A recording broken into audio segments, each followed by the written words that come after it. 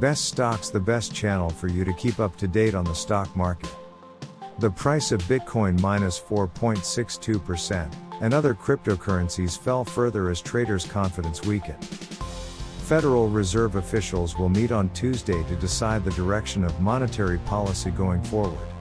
To put it another way, the central bank boosted its objective for the federal funds rate by 0.25% and then another half percentage point in May for the first time since 2009.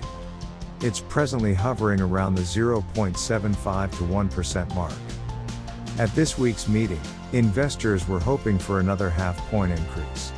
According to the CME's Fed Watch Tracker, as long as inflation remains high, the market expects the Fed to raise the benchmark rate by additional 0.75 percentage point. Just 30% of the time on Monday morning, it was considered possible.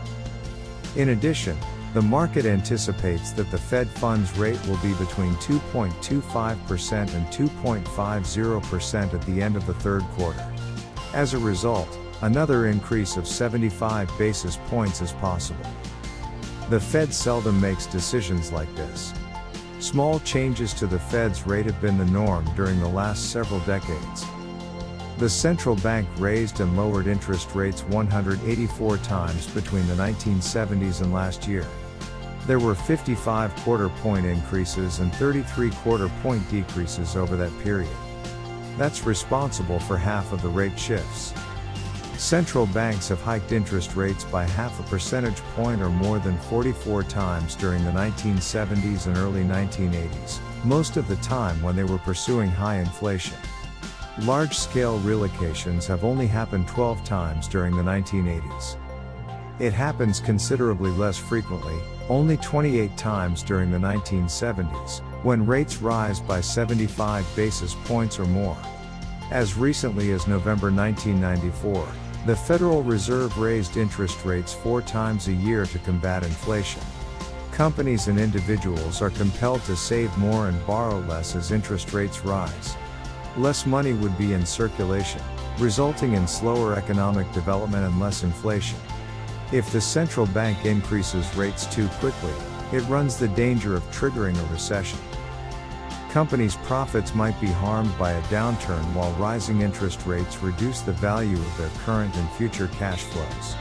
When interest rates rise, investors are more motivated to sell their stock investments in favor of more appealing fixed income investments.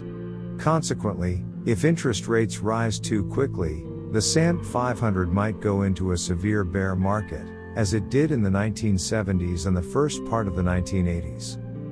However, this isn't always the case. Even though the Federal Reserve increased interest rates by a total of 1 full percentage point between February 1994 and February 1995, the S&P 500 only fell by 8% in the meantime and quickly returned to record highs after the rate hiking cycle. The S&P 500 was up 27% in the year after the 0.75 point interest rate increase. A dramatic stock sell-off is less probable when interest rates rise from low levels like today's because investors have less incentive to transfer money into bonds or cash. Real rates are still negative despite recent rate increases due to high inflation. Because of this, fixed income investments remain unappealing options. Did you like the video? Leave your like, subscribe, and activate the bell, so you don't miss the next videos.